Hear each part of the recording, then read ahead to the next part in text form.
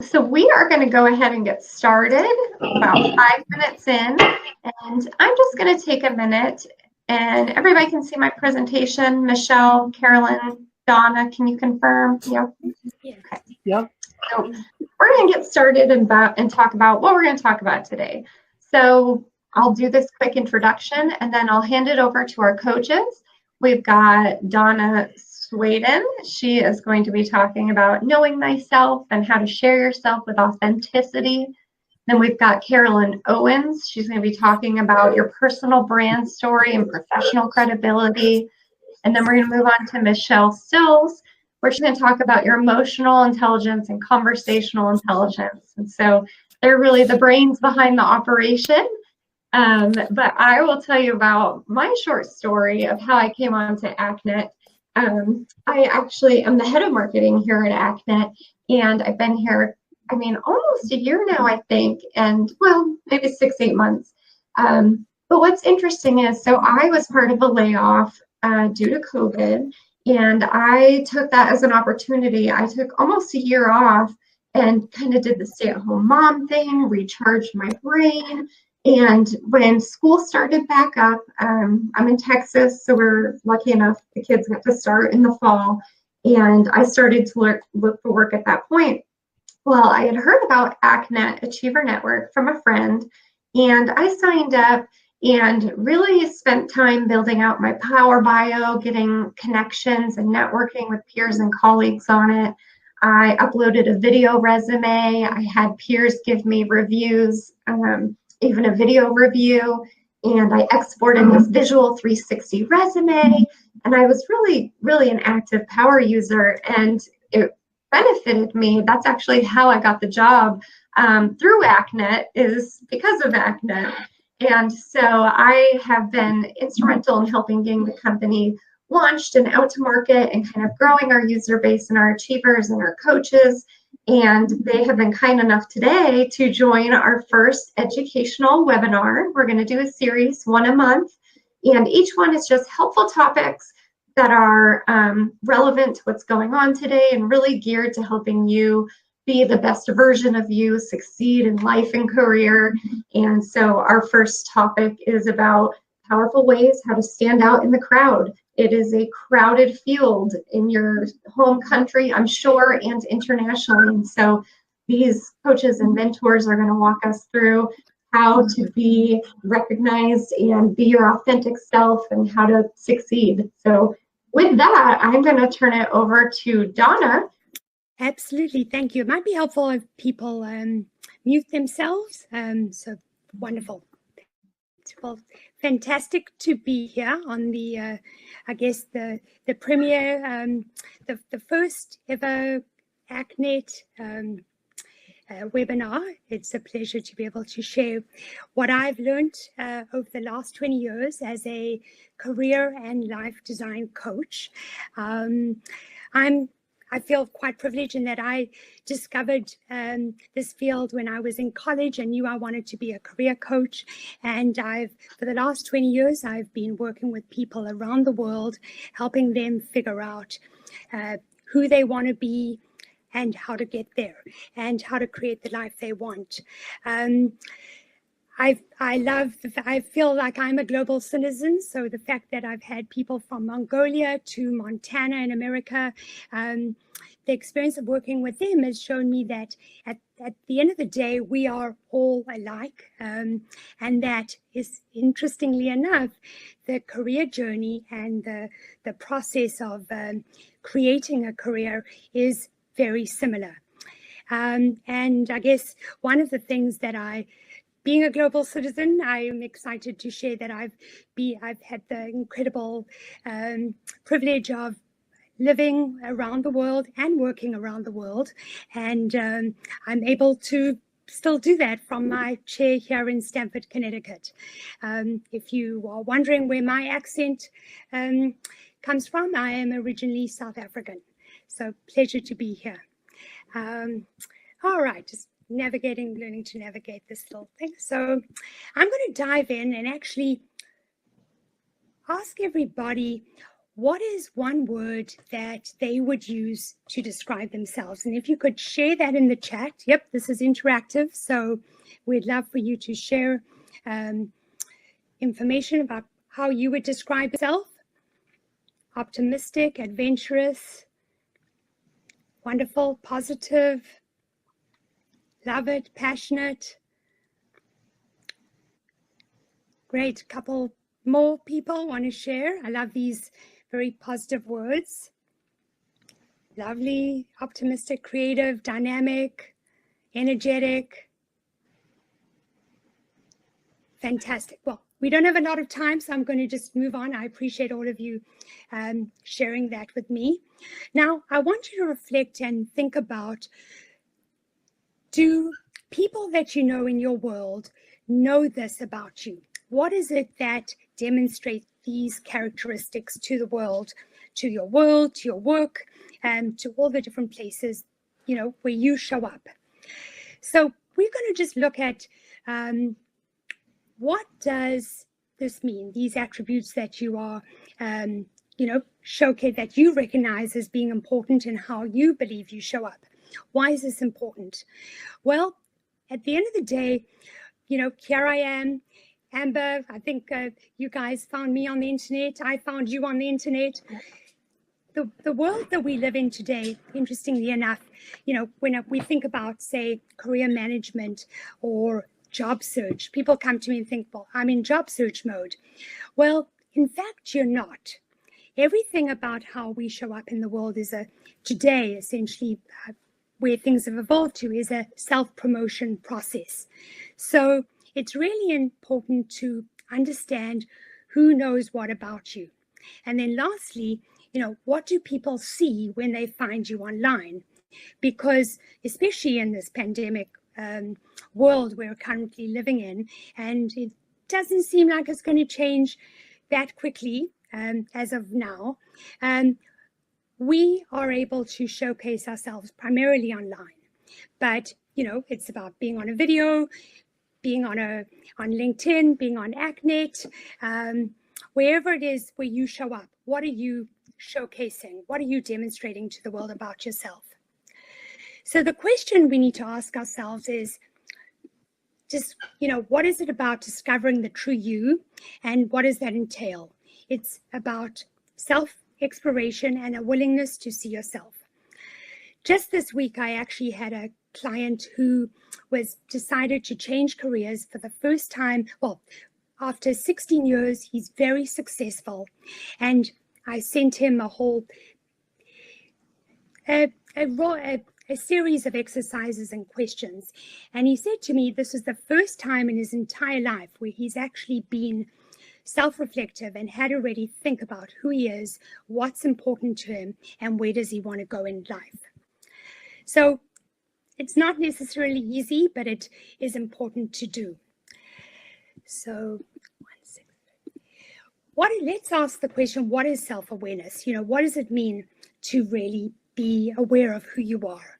Some of the important pieces here are, I guess, obviously the points around your personality, or in what makes you an individual.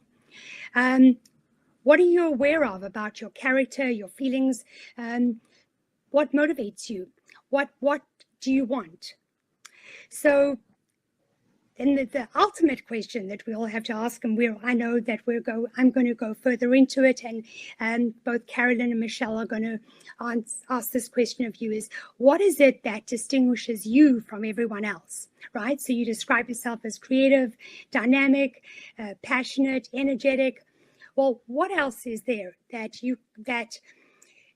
will stand out if people are going to look at you on the ACHNET page, or at the next networking event that I hope you will go to in person? So as we process, and figure out what is self-awareness and how can you cultivate this, well, I guess one of the immediate things to do, which is not always easy, is asking for feedback. It might be something that you ask for voluntarily, or you may not get it voluntarily at work.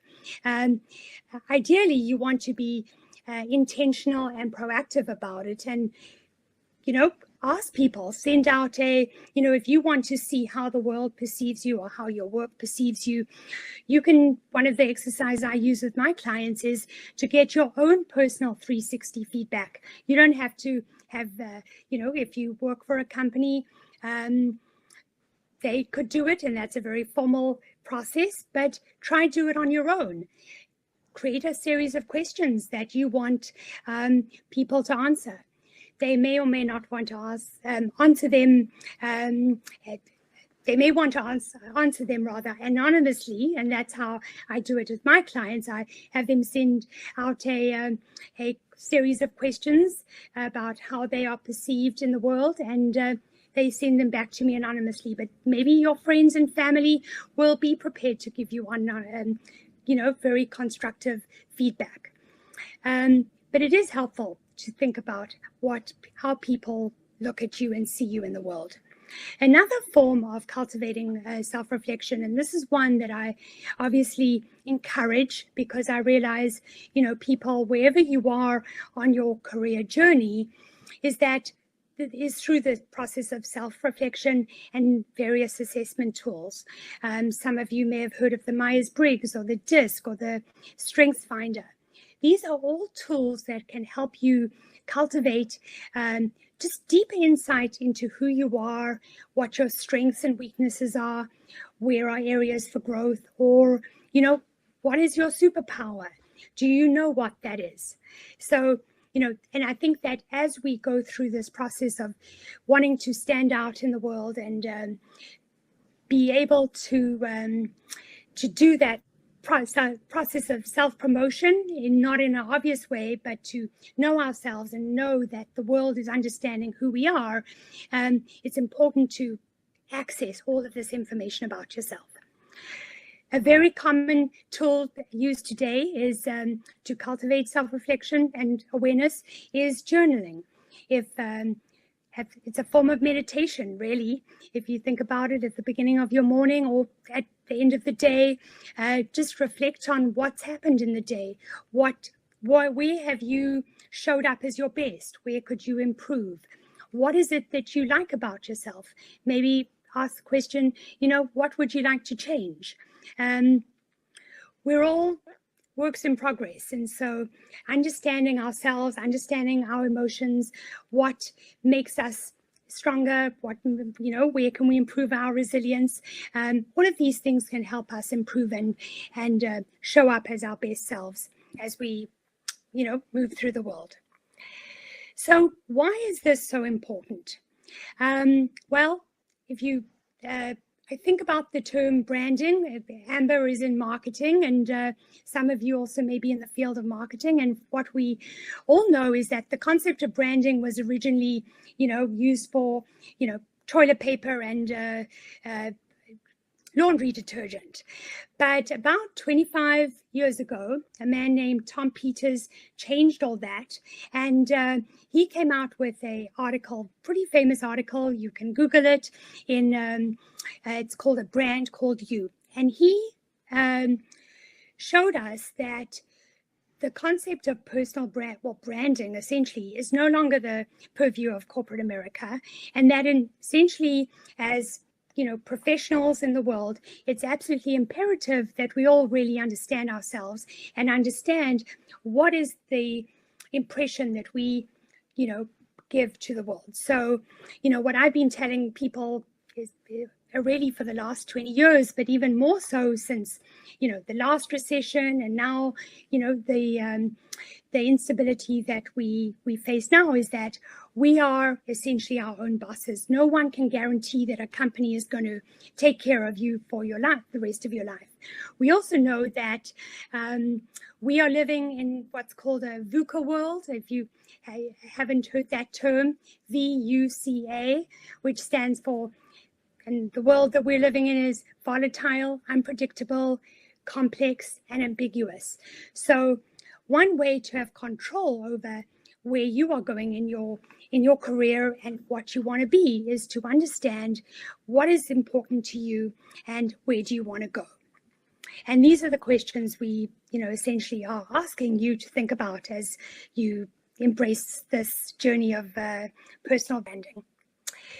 So an interesting thought, it's been a while now, but about 10 years ago, there was the Genome Project taught us that humans are essentially 97% similar. So that's why whether you live in the US or Mongolia in Asia, we are 97% the same. But each of us, have 3% that is special and unique. So the real question that we all have to ask ourselves is, what is your 3%? What is it that makes you different?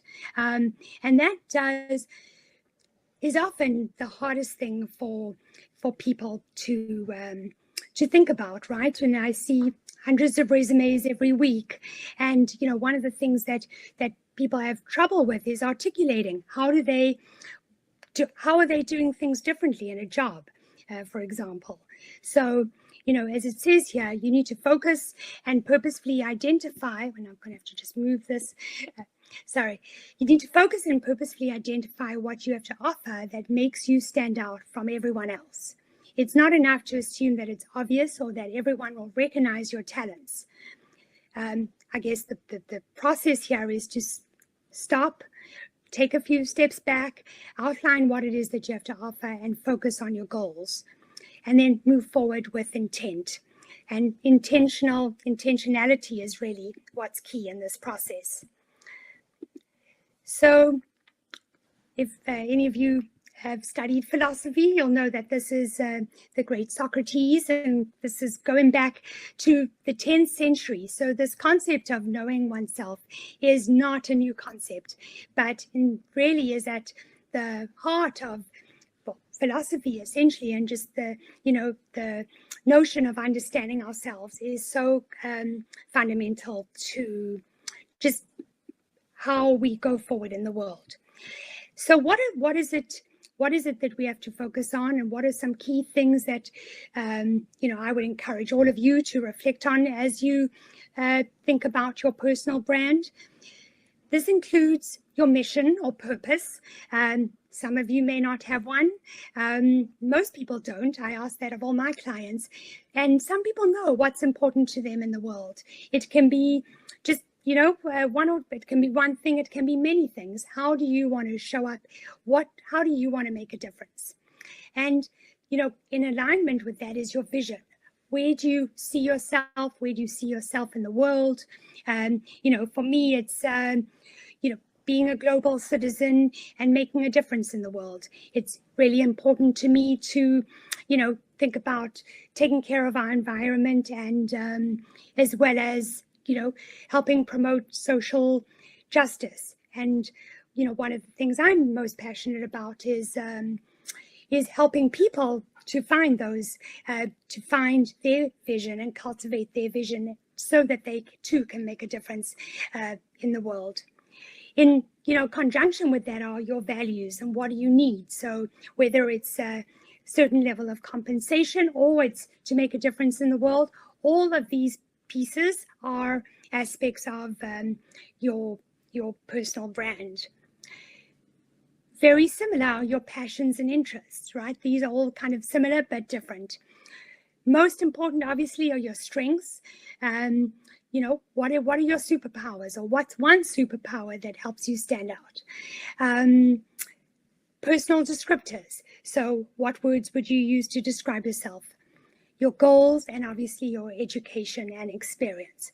So ultimately, these are all different aspects of who you are and all make up your brand.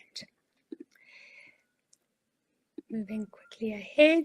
So why is this important? So, all of these pieces help you create the notion of who you are, what do you offer, what's your value proposition. And no doubt this is important if you're trying to get a promotion, if you're transitioning in your career, if you're looking for a job, maybe making a life transition. I think, in the world today with the economy like it is, it's really hard to stand out if you are not absolutely clear with what it is, that you bring to the table. ultimately also being satisfied and happy with your life. If you know what your values are and how and what you need to do to get them, then ultimately you will succeed if you have those, if you put those goals in place. Lastly, I just want to go over a few things that I notice are often missing when people are trying to figure out, what is their brand. So it's, whether it's figuring out what you're passionate about. Maybe you don't have a passion, and it doesn't need to be a passion. You can just find something that interests you and drives you and motivates you. Ultimately, fueling action is really what's important.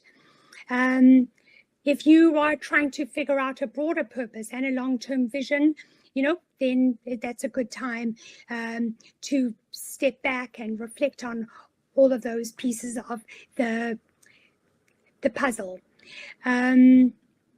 Understanding, no doubt, of your strengths and weaknesses. Some people struggle to articulate what are their strengths, and it's not just about presenting them in a very general way. The more specific you can get, the better. It's not only about what you're good at, but it's what you've done to cultivate those strengths.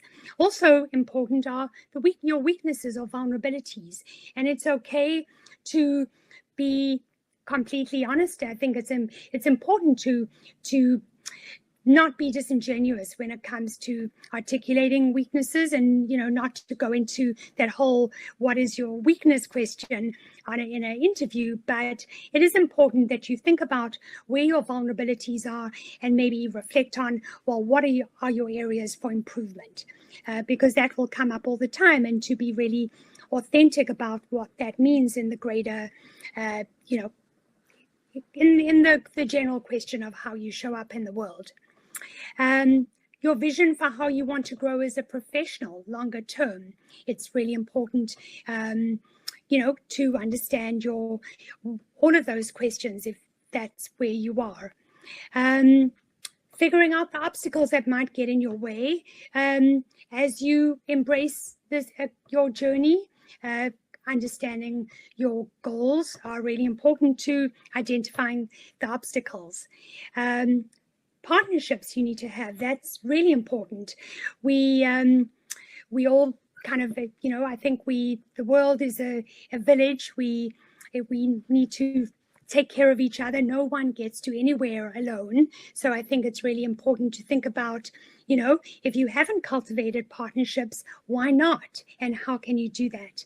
And then lastly, tough conversations you need to be having, whether it's with a boss, with a colleague, whether it's just a tough conversation with yourself about what are areas that you need to develop.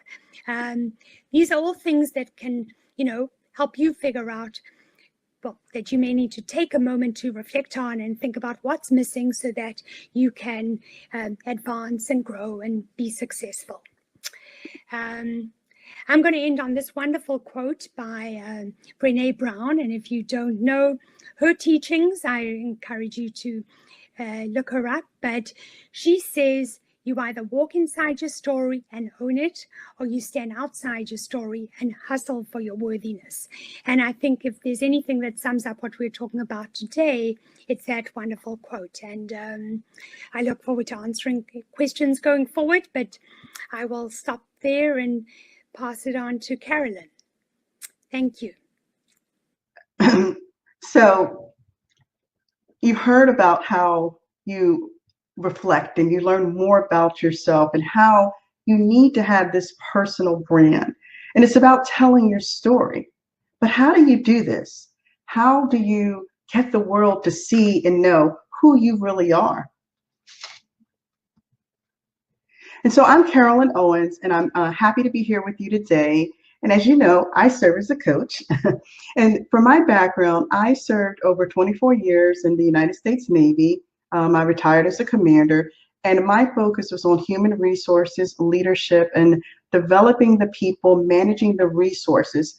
And as you know, people are the most important asset to any company or organization. And I worked to help and train some of the best leaders in the world. And being able to now share and pass some of the information I developed, some of the skills that we learned all throughout that time, That's what led me to become a coach. I loved working with people, and that was the part that I wanted to continue doing. And so now I am very blessed to be able to serve as a coach and provide training for a lot of organizations. And also, I host a podcast, which is called Let's Coach with Carolyn, where we share experiences and strategies for career professionals and business owners. So when you think about your personal brand, a lot of people will think about, the first thing that comes to mind are, celebrities, and how, they cultivate this story about themselves. You see them in the media, and it's this image or persona that we all have to live up to, that we want to be more like them. We want to have what they have and just dress the way they dress. And this is what's going to get us ahead if we're more like them. And so only celebrities need to have these personal brands and the stories they tell. But you think about people like Diane Keaton. She has a certain style of presence in the type of movies that she does. And you think of, even if you're into the entertainment industry, and say people like Post Malone, he is well known for a certain style that he presents. When he does his videos, he has his music. And if you think of the actor Denzel Washington and the type of movies that he does, it's only a certain type of style. When you think of Denzel Washington, you think of what comes to mind, a certain type of character, a certain type of personality.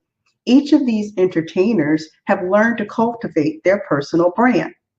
But is this just for celebrities? Are they the only ones that need to? Because your personal brand is about, for anyone, what people say when you're not in the room.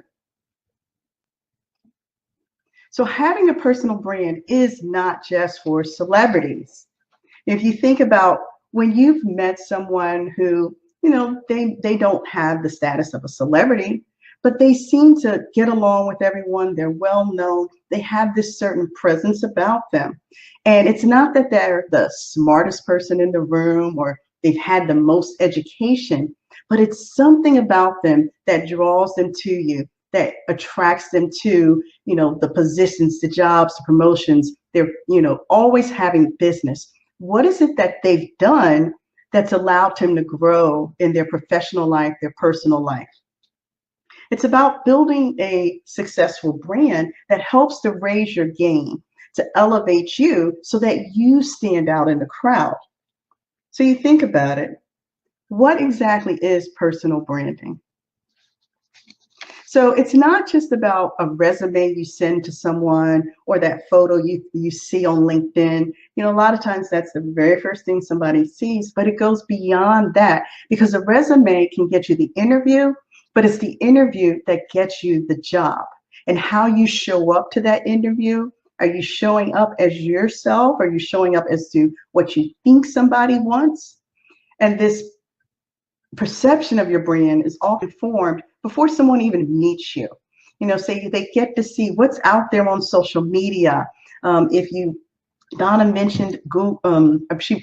She talks about Google in one of her presentations that I've heard, and how if you think about Google, and have you ever took the time to search yourself, your own name, to see what comes up for you? I do it frequently just to see what pops up and see what's out there about me. And so I encourage you to take the time to do that. Just Google your name and see what comes up. And you may think, there's nothing out there. But if someone's tagged you on Facebook or social media, it does come up. So people get to get that impression of you. For example, there was someone who was going for a job, and they had some stuff out there on social media. And the position was one of trust. They had to know that they could trust this individual. But everything that was on his social media said something otherwise. So guess what? He didn't get the job. So this personal branding, your personal brand will position you as an expert in your career field or your industry. And it's about creating a brand around you. So what is it? When we think about it, it's also about, one other thing I want to mention is about what you bring to the table. How do you stand out? So why do you even care about this? Because it helps you establish credibility as well as respect, and it helps to build your reputation. And if you think about what type of reputation do you want to have? Do you want to be known in your industry as that go-to person, that expert who can help people solve problems? Are you that person that people know, like, and trust? You think about how it helps your job search and your career. And it can help you get the promotion. It can help you move up because, again, you're establishing this reputation. People respect you. They start to trust you. And if you're in business, you can attract more clients to your business. It opens the door for opportunities and partnership because people are seeing you. You're standing out. There's something about you that people want to do business with you. They want to hire you. And for your company as that career professional, as your brand reputation grows, as people get to know you, not only does it increase your value as an employee or as a business owner, it increases the value for the company you work for because people are going to be seeking you out. They're going to do business with that company because you're there. And so it not only increases value for them, it increases value for you as well. So it's about standing out to be able to move up in your career, life, or business. So here's the most important slide for this part of this presentation. It's about creating your personal brand. How do you actually do this? And you want to think about what is your brand statement? And so this is about what you're bringing to the table, but also knowing who your audience is. And if you're a career professional, you're thinking, do I have an audience? Yes.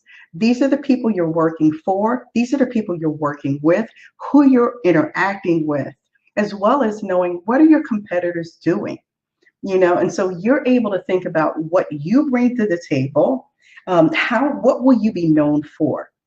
And through this, you want to create your brand statement, which is simply one or two sentences that help kind of bring this together, that define this. And then you want to, from there, create your strategy. And this becomes your guide to success. How are you going to be able to create and grow your personal brand? What steps do you need to do or take? So, for example, if you're a business owner, you may be wanting to have a website or you need to have a blog, but you want to have that consistency that your brand reflects through all of the things that you're doing.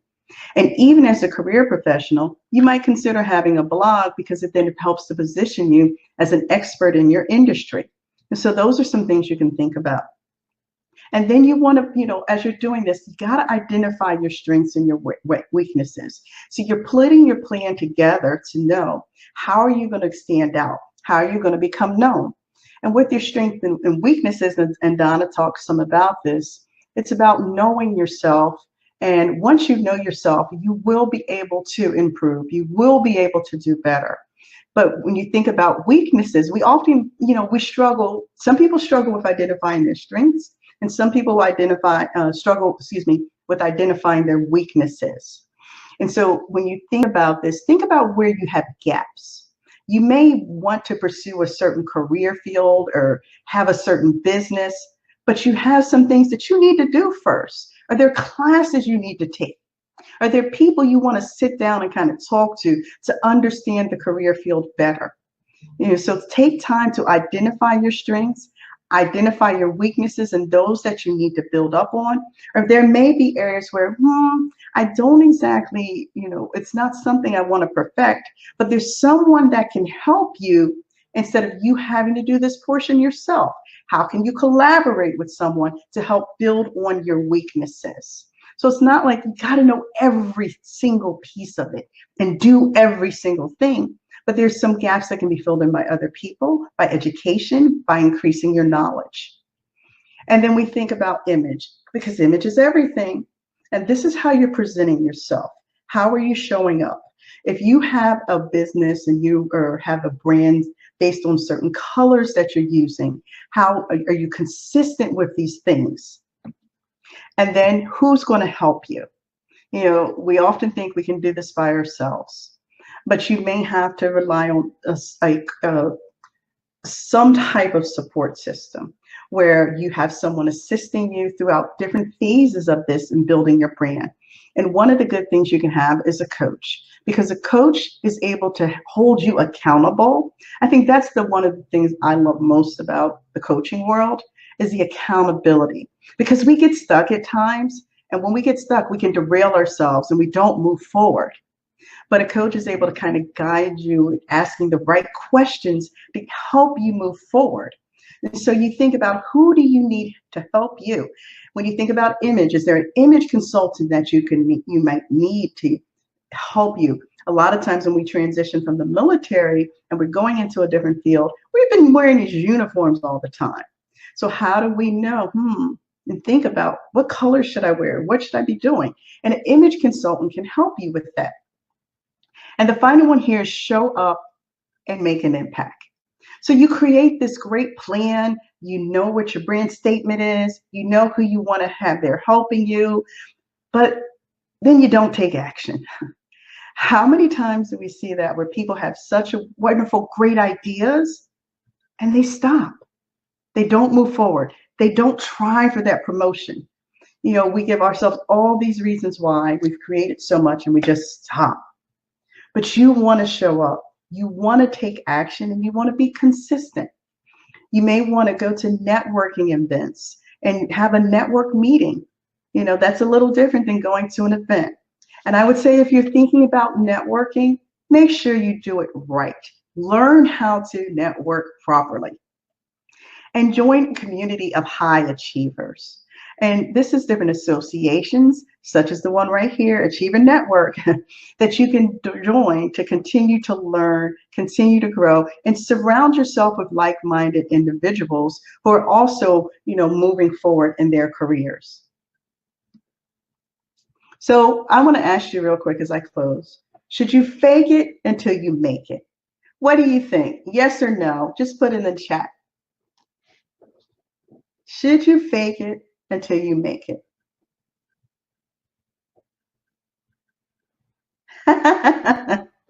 So someone, Amber just wrote, I've been told yes, but I'm guessing that's wrong. So we have a couple people saying no, mainly no's, and we do have a couple of yeses.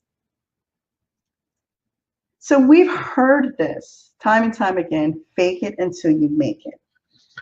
But after a while, you're really showing up as your authentic self, because you keep trying and you'll improve. As you show up as someone else, are you really getting the job or promotion you want? Are you really building that career you want? Who are you really standing out as?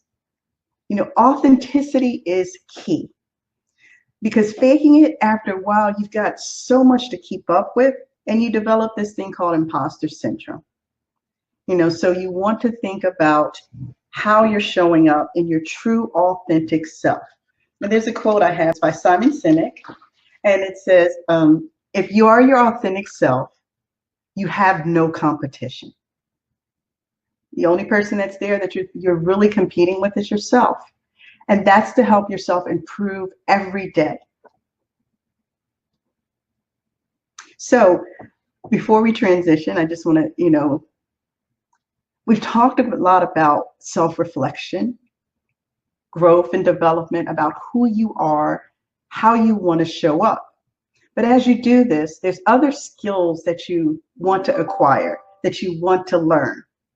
You need to know how to communicate. You need to understand your emotional and social intelligence. And so that's what you're going to learn about next as Michelle comes up here onto the stage. Hi, everyone. How are you today? No, really, how are you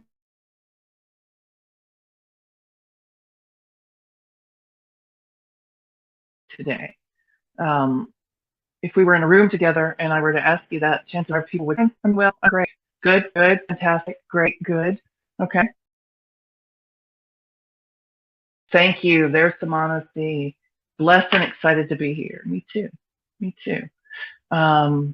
Okay, thank you. And we're going to get back to that. For those of you who didn't answer, we're going to come back to this in a little while, and I'm going to ask you again. So that'll give you a second to think about it. Meanwhile, I'm Michelle Stills, and I'm a conversation and communication coach. And I help my clients learn to connect more deeply with people through conversation. And I help them with their interview skills and public speaking skills, but mostly it's conversation and thought by increasing our emotional intelligence, our social intelligence, and our conversational intelligence. I refer to these as essential intelligences. One thing we're learning through various research is that employers are looking more for a higher emotional intelligence quotient than they are for an IQ. And like I said, I always need to throw social intelligence and conversational intelligence in there with emotional intelligence. So I am missing, I went the wrong way, didn't I? Amber? There we go. Okay, so first we want to start with what is the domain, basically, of emotional intelligence, social intelligence, and conversational intelligence. So let's look at this 4-quadrant model, and it's a little sparse, and I encourage everybody to take a look at this, maybe print it out and fill in some of your own thoughts, feelings, and things in these categories. But we start over here with self, right? And we've got emotional self-awareness, that, like the other coaches have said, authenticity, because you can't be in your personal power if you're not being authentic. And a lot of the trouble people have with conversations and with connecting is answering and speaking authentically, feeling like they are showing up as themselves, and as Carolyn said, not suffering from imposter syndrome. Under self-management, we have emotional self-control, integrity, innovation and creativity, initiative and bias for action, resilience. Go on all these because we did get started a little late. So resilience is a really big one. Stress management, realistic optimism, intentionality. Then we want our awareness of others. And I'm going to summarize that a little bit better later, but that's where our empathy, service ethic, and organizational awareness and stuff like that come in. Then there's relationship management. And for you managers and upper level, C-level folks, this is hugely important. And this is also where co-regulation will come. We're developing others, right? We're exerting our influence, our communication skills, which are huge. We'll probably touch on that if there's time. Conflict management. Again, those are communication skills. Those have to do with regulating our emotions, catalyzing change, building bonds, teamwork and co-creation, and building trust. Trust is the biggest thing. When we are in a place of distrust, we are basically unable to continue. What we're going to look at next is these 5 skills of emotional intelligence, developed by Dr. Mark Brackett at the Yale Institute of Department, I think it's the Department of Emotional Intelligence. And this is RULE. And there's a big push to get this into K through 12 schools and into corporate America. So how do we increase our emotional intelligence? 1, recognize. Right? We want to recognize that we're having an emotion, or how often we think we're fine. Then understand.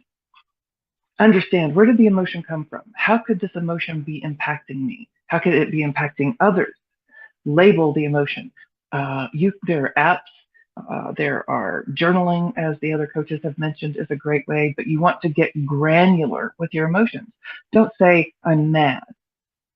What is really happening? Are you angry? Are you upset? Are you afraid? What are you afraid of? Let's break it down. It's a process of breaking down. And so I love that the other coaches also mentioned Socrates and the Socratic know thyself.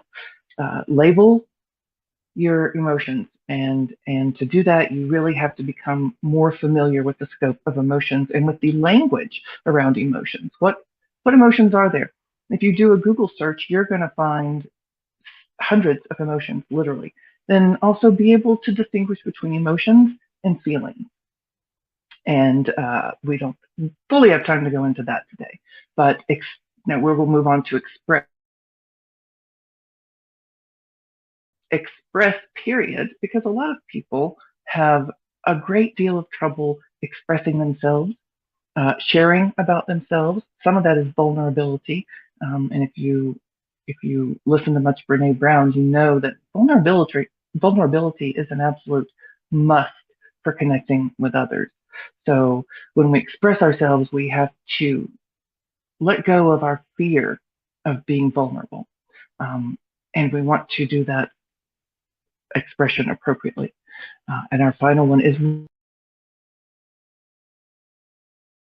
and that means that when we are feeling emotions, we respond to them appropriately. We have recognized them, understood them, labeled them, and now we're going to express them. And as we do, let's do that in a regulating and co-regulating way. Because here's some of what happens to us out there in the world, okay? Our brains are always seeking and scanning, like me, not like me, friend, so. And this sends all sorts of signals that people are, amygdala is scanning for these as well.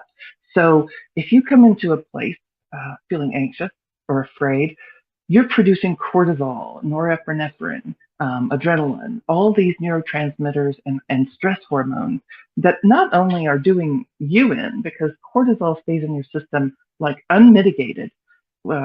It will stay in your system about 27 hours. And we all know cortisol is a killer. Adrenaline is a killer. These things are affecting the health of our nation, certainly in the United States and others as well. And co-regulate. And the co-regulation, again, one more thing I'll say about that is understanding that our emotions and our behaviors truly affect others, right? So, and we'll move on. So in this understanding, what we want to do is recognize that we are having an emotion or emotions. Sometimes we don't realize we're having multiple emotions at one time, right? Okay, I feel great about this webinar, but right before the webinar, for that, I see someone coming up and oh, yay. Thank you, Donna. Yes, vulnerability is fundamental to authenticity, and that is where so many people get stuck. Brene Brown is a wonderful teacher about how to address your vulnerability. Thank you, Donna. I agree. I agree so much. Understand and embody that others have emotions and that they may or may not be anything like yours. You have an emotional construct. To you, you're having the experience that inform you of the experience that others are having. But if you're not careful, you wind up in a land of assumptions, and that winds up in judgment and fear. And so you want to be really careful. And so understand and embody that others' emotions may be different from yours. Okay? Even in the same situations, they are having their very own experience. And as we just discussed in the regulation and co-regulation, recognize that your emotions may affect you in ways that you didn't realize or don't. For example, there are studies that show that there were some exercises where they asked teachers to write about a bad experience that they'd had, and then they asked them to grade some papers. Everyone who participated in the group where they wrote about their bad day graded an average of 2 to 3 grades lower. Of course, afterwards, even when discussing it, they were not aware that they had been in a state that caused them to grade lower. So recognize that your emotions, call your reports into your office for a conversation. Make sure you're in the right place, right? Make sure you're in a place of calm and openness and ready and willing and able to talk to the person. Notice what's happening in your body, okay? These are our first cues to stress, to the amygdala hijack, which we always want to avoid, and to really getting a grip on the emotional regulation. Are you feeling tightness in your throat, right? Is your heart rate? Pay attention to that and let that be a cue to the fact that you are, one, recognize having an emotion, then trace it to what is the emotion I'm having, what is the appropriate response, and sort of get to it. And as you see, you can go over these slides yourselves later. I'm hoping they'll be available, but pay attention to your body. For instance, like it says here, if you have a knot in your stomach before a meeting, be aware that you are more prone to an amygdala hijack is before I keep talking about that. I'm going to touch on it really briefly just in case so I don't take up too much time. So an amygdala hijack is when, as I said earlier, our brains, and in particular in this case, the oldest part of our brain, the most primitive and most associated with our emotions rather than our cognitive abilities, our amygdala is scanning constantly for things like inclusion and exclusion. Me, you're my friend, I accept you. Exclusion patterns are, we don't do it like that. You're not one of us, right? And friend, foe, agreement, disagreement. And we are able to pick up on one another's chemical neurotransmitter output within 10 feet of one another. That's an interesting thing. That's co-regulation.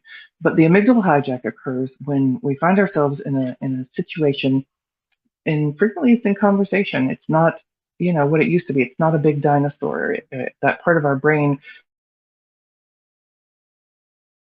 from big dangers, from a car accident, to motivate us to be able to move. Because what happens is the amygdala starts producing, forces producing of cortisol, norepinephrine, adrenaline. And then what that causes is you may freeze. You may go into fight, flight, or appease. So fight, flight, freeze, or appease response. And you are unable now to think from the executive brain, the prefrontal cortex, which is where you want to be. And so when you're in touch with your emotion, you're also able to deal with it in the moment. And if anybody has any other questions about that, feel free to contact me at some time. Things to pay attention to. Halt, right? During a conversation and during an interaction. Are you hungry, angry, lonely, or tired? Because these things predispose you to not showing up as your best self, to being short, to having an amygdala hijack, to conversational transference, to low emotional intelligence related behaviors. Or before a meeting. And think about what can you do to mitigate that. We know we're going to get hungry. Take a protein bar with you, right? Or an energy drink. Because having a higher emotional intelligence does involve taking care of our bodies. I'm sorry, it's 1 o'clock. Pay attention. Did you have a negative emotion or interaction before giving your employee a review? Do you have a negative emotion before even bringing them in? I just touched on this a while ago, so I won't go too far into that. The other is, and this is so important, what are your self and assumptions about others? So often we get into a situation at work or in our relationships where we are afraid of being judged. Someone said brain freeze, yes. And therefore we have brain freeze, right? And it is our assumptions about others. They're judging me. They're going to think I'm not smart. If I don't speak immediately, I'm not perceived as intelligent or having the answers. And those very self-limiting freeze, or to go into a people-pleasing mode, which is the appease. You know, okay, I'll do anything to get out of this conversation, is what that is about. And the other thing is, what are you really feeling right now? I told you we were going to get back to that. I don't know if we have time. I'll leave that to Amber because I think that's pretty kind of close to the end of my presentation. But really, how are you feeling? And go deeper than I'm feeling fine. And I'm not going to Amber, but if typically, if we take just 3 seconds to answer, it's not the correct answer. That our first answer to what we're thinking, what we're feeling, is frequently not the right answer. So consider that. Start where you are, and then sort of backtrack. How did I get there? Okay, great. So how is everyone feeling for real? Motivated? Good? Energetic?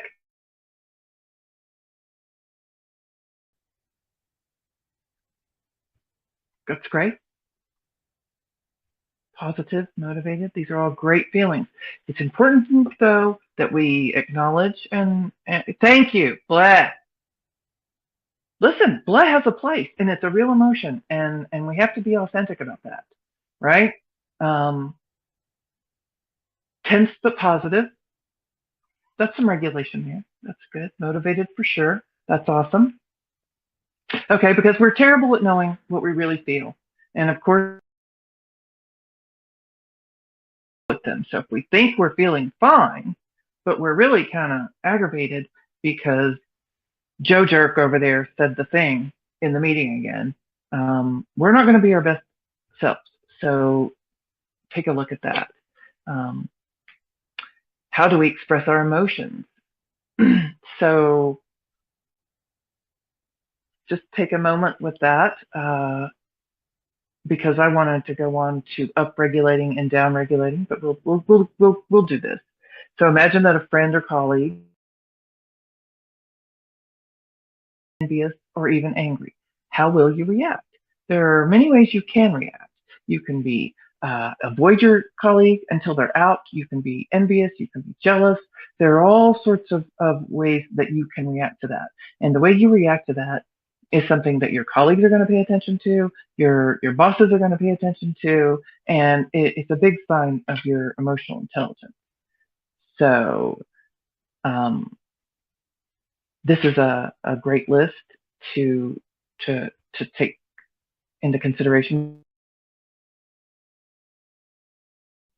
Right? Stop and take a moment and label the feeling, recognize the feeling, understand it. Does it match the situation? Do I have several feelings that I need to pay attention to? What interpretations or judgments am I making about this event? What are my options for expressing my feelings? What are the consequences of each option for me? What are the consequences? And what are the consequences for others? Right? Co-regulation. What results am I hoping for? What is my goal? Right? What do I want to do? What if, especially for personal, for social media, is, does it need to be said? Does it need to be said now? Does it need to be said by me? So that's just a little. So here we go. This is important stuff because this helps you now, right? This is something you can take away, I hope, and use today. So here's things that we want to upregulate. And this gives you a better idea of what upregulating is. And the reason we have green on this side is these are good things that bring up good neurotransmitters. And and it used to be believed that only women produced oxytocin during birth, but now we know we all produce oxytocin during all sorts of times. Like when you're looking at a puppy and you love a puppy, you smell puppy breath, you get that feeling. That's oxytocin. Oxytocin mitigates cortisol. It helps get it out of your system, which helps with your health. Otherwise, your allostatic load can really get kind of over. So things we want to up-regulate. We want more of this. Cooperation, creativity, curiosity, right? We want to be curious because when we're curious, we're not making judgments about others and assumptions about others. And when we do that, when we do make these assumptions and judgments, it gets us up what Judith Glaser calls the ladder of conclusions. And that is a place we really want to get ourselves down that. We want to upregulate forgiveness, upregulate accountability, upregulate trust, downregulate competition and judgment. Sure, a little competition can be healthy. I don't know, I'll leave that. Regulate judgment, stress, closed-mindedness, vengeance and retribution. There is a real thing called the addiction to being right. And do we have time for me to go into that real quickly? An addiction to being right occurs because as soon as we get a great idea and we think we're right, there's a great TED Talk, I wish I could remember, The Power of Being Wrong, I think. What does it feel like to be wrong? Does anybody want to answer like really quickly without, right? People will say embarrassing, bad. No, that's what it feels like when you find out you're wrong. What does it feel like to be wrong? It feels just like being right. So our emotional intelligence gives us a moment to touch in with that and see, are we right? Because when we think we're right, the brain, here we are with the brain and the neuroscience again, begins to release dopamine. Dopamine hits our reward centers, and it's the thing that extroverts, particularly on Facebook, when we get a like, they get a dopamine rush, which hits their reward center. And so the addiction to being right can occur because we're not even thinking about, are we right or wrong? We're unwilling to accept the possibility of being wrong. And of course, distrust, because when we're in a place of distrust, which is pretty easy, but it's easy to get out of in ways, we can't hear one another, and we are prone to the amygdala hijack. And so that's going to wrap up my presentation. I do want to give everybody a chance to ask some questions before we drop off, and go ahead and send them through the chat. You've got myself, Donna, Michelle, and Carolyn all here to answer your questions, so don't hold back. And I know we've got a little over time, so I understand if people start to drop off, it's totally fine, but I wanted to give people an opportunity to chime in and give feedback, ask questions. I'll turn it over to the chat and coaches. If they address you individually, you're welcome to take it, or if it's just one, whoever takes it first gets it. Our first one is, how do you know what questions to ask yourself? Well, I could dive in there and just speak to, there's a list of, in my presentation, there's a list of, things around values, mission, goals, strengths and weaknesses. So maybe just think very simply, what is my vision? What's important to me? What am I passionate about in life?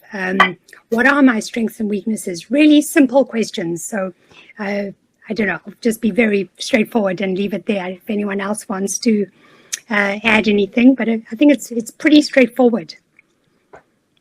I do. Do you, Carolyn? Have something to add? Do you also, Carolyn? Go ahead, Michelle, and I'll go after. Okay, because I know you talk about this too. Not step on your toes. So for me, the questions you want to ask yourself are, because you're up this ladder and you're making assumptions, right? And you want to say, what evidence do I have that that's really happening? One thing I love to tell clients, because they're so afraid of judgment, and they're like, oh, he thinks this. What else could it be? You think you have an assumption about someone? What else could it be? Their behavior is questionable. You feel hurt and validated. I'm not saying ignore that, but what else could it be? And then just ask yourself, what am I really feeling? Why do I feel this way? What is my evidence for feeling this way? These are the Socratic kind of questioning techniques that you want to employ on yourself to get granular with your emotions. Okay, and then the next question we have, it looks like it came from me. I'm sorry. Oh, you're okay. It looks like it came from me, but it's actually from Priya on my team, and she asked, what is the right way to respond to negative feedback at work? And I hope she's not talking about me.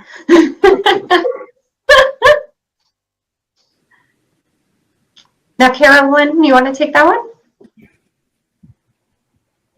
So it would be how you're defining to me negative feedback. I think oftentimes we look at it, we will interpret it as this is negative, but can we look at it as, is this a way for us to improve? Is this a learning? Is there a lesson here for us that we can improve and learn, work together to see how can we make changes, how can we grow? I think there's often a communication barrier, which I know Michelle can speak to as well, of how we're receiving and how we're giving feedback. And so being able to process in a way from not immediately going to a defensive side, but being able to say, how do I go into this knowing I can gain something from this that will not only benefit me here, but in future opportunities as well. Mm-hmm. Anything you would add on top of that, Michelle or Donna? I think that's great, because negative feedback, and like Carolyn said, what is negative feedback, right? What does that mean exactly? What would you consider negative feedback? And how do you respond to it, right? You might respond by saying something, if that is the question, is like, how do you literally respond? You may actually, it depends on your relationship with your boss. You may say, thank you for the feedback, and right, I'm going to take a look at this and work on it. But what you don't want to do is have the amygdala hijack, and that is the great place for it, right? Yeah. Is you get all up the tree and, oh, he thinks I didn't do a good job, or he did blah, blah, blah, blah. No, what else could it be? What else could it be? Maybe he really is just trying to help me. Mm-hmm. Yeah.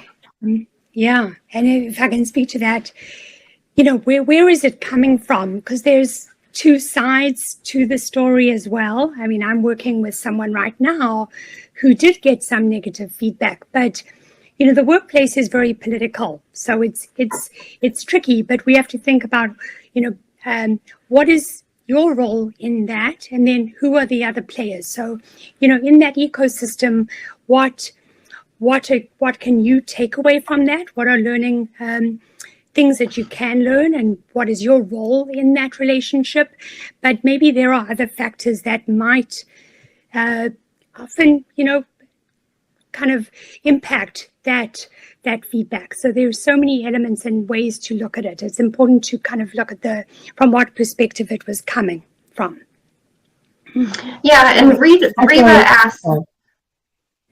Oh, go ahead. I was just going to say, if you feel it's undeserved, try transparency and candor and ask about the feedback. That's a good point. Yeah.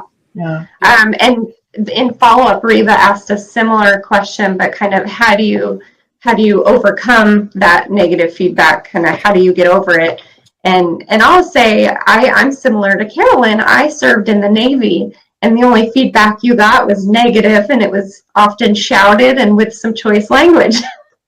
And so what helped was in her presentation around resiliency, I did establish that kind of thick skin and resiliency that I needed.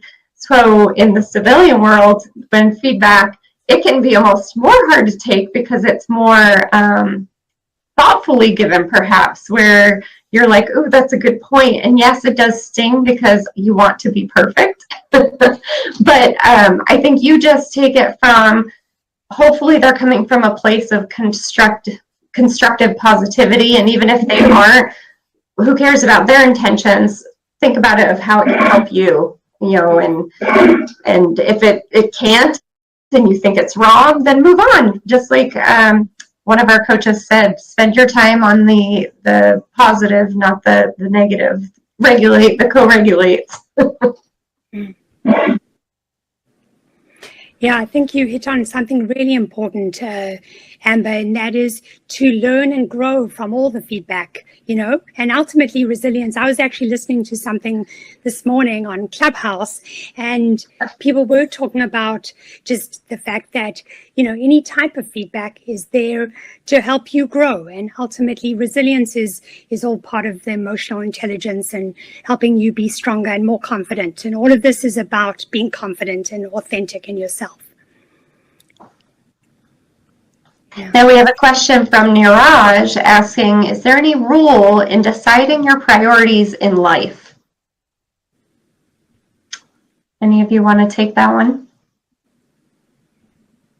Well, there's always Maslow's hierarchy, and I think we're always going to kind of default to that. What do you all think? I mean, you know, we're going to start with our safety first, right? That is our biggest need, and then right, sustenance. And then as we move on, I think unfortunately self-awareness is like last, because we feel we have to. Well, it makes sense though, because we cannot evolve and be self-aware when we are in survival mode, right? Mm-hmm. And if the other priorities are not taken care of, then we wind up in a survival mode, which is constantly fight, flight, freeze, appease. And that's not good. Mm-hmm. Yeah, and I'd add in, as far as priorities, on a work day, here's a little tip I like to pass along is don't work out of your inbox, because the emails coming in are other people's priorities. Create your priority plan the night before or week ahead, and stick to that and start from your highest priority and work your way down. And you know, go ahead, Carolyn. Was that? Go ahead. I'm saying, Amber, there was a question you missed. It was directed at Donna, but I think she's talking about a different quote. Well, yeah, I'm not sure. I was typing back to that person. I'm not sure who it's from. But I was going to say that while it's valuable to learn from mentors and to get the best, advice, I think ultimately we all have to figure out for ourselves who we want to be. I think the Simon's, she may have been referring to the Simon quote, which is that ultimately, which I love that quote about, there's no competition if you are who you are. So I hope I understood that correctly. Yeah. And then we've got another question. How do you give feedback to teammates or managers who get defensive?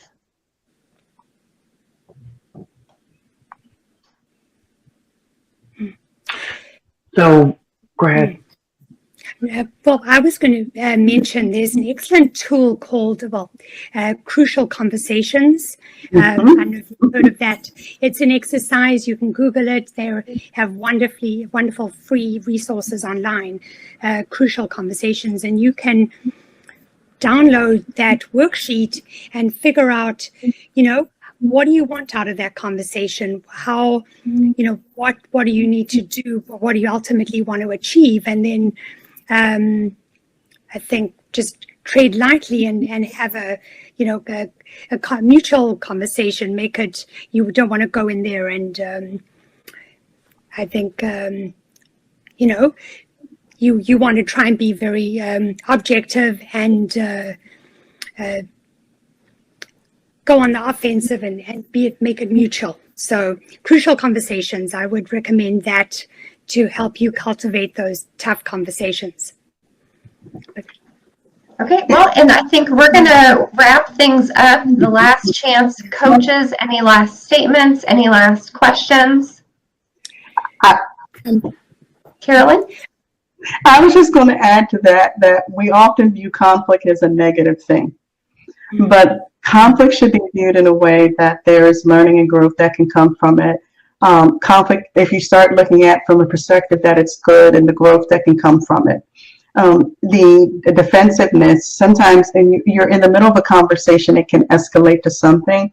And that's kind of when you can kind of call time out, go to your corners and revisit it later when you have time to process and think about. We're often bringing our biases into the conversations and we perceive things a certain way. So that's another thing that we have to take in consideration.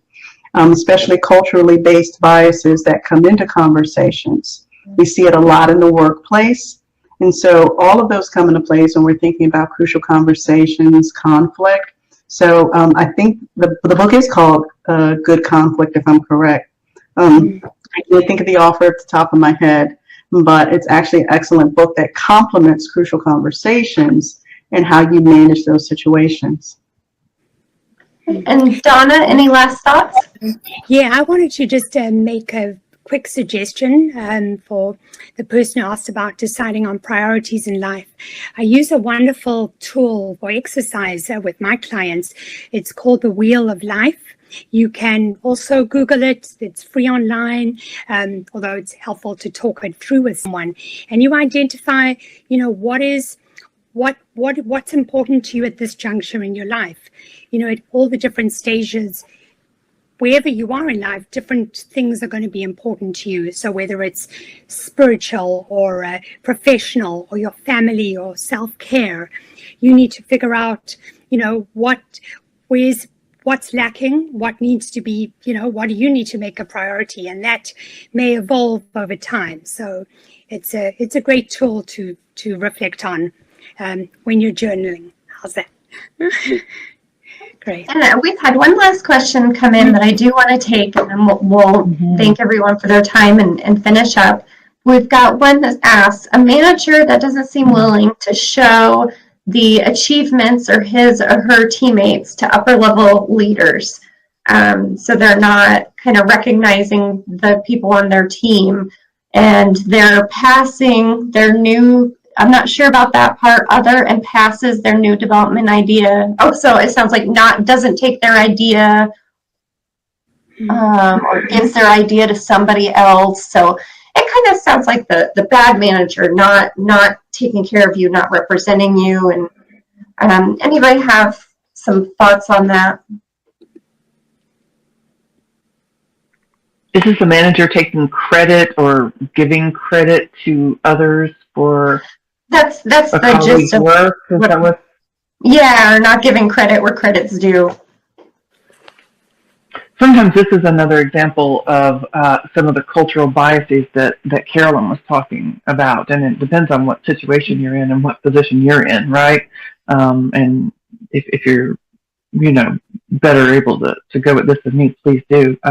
If you are in a position to step in and say, to use your power, if you have some power that someone else doesn't, and you see this happening, and you are able to use your influence, your whatever we want to call it these days, your advantage, to point out this, if that is what's happening, that's a great moment to use your whatever you've got status.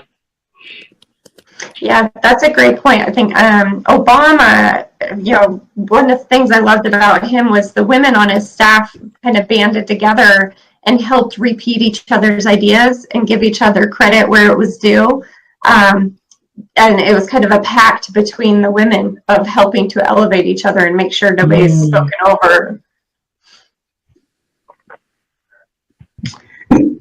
Oftentimes, individuals don't even recognize their own behaviors. They may not be aware of some of the things they're doing. And so oftentimes, if you're comfortable enough to have that conversation, as she said, using your position and advantage to be able to have that conversation in a structured way, not as you're coming in guns blazing and attacking, but how do you constructively have that conversation? Because oftentimes that's one of the key barriers to communication, proper feedback.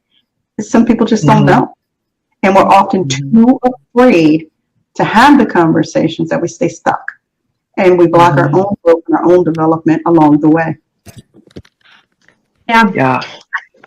I think that's a great note to end today's conversation on. I just want to take a moment to thank our coaches, Donna, Michelle, and Carolyn. I know I've learned a lot, and I hope our attendees have. You can find each of them on ACHNET.com within the coaches marketplace. So if you'd like to reach out for some one-on-one coaching or bring them into your organization to help with employee development, career life development, they are resources available for you. And we just hope you found this time valuable, and I thank everybody for attending and participating. I'll have this recorded and I'll send it out to all attendees and coaches following the webinar later today. Thank you. Thank you. Bye. Bye, everyone. Have a great day. Bye.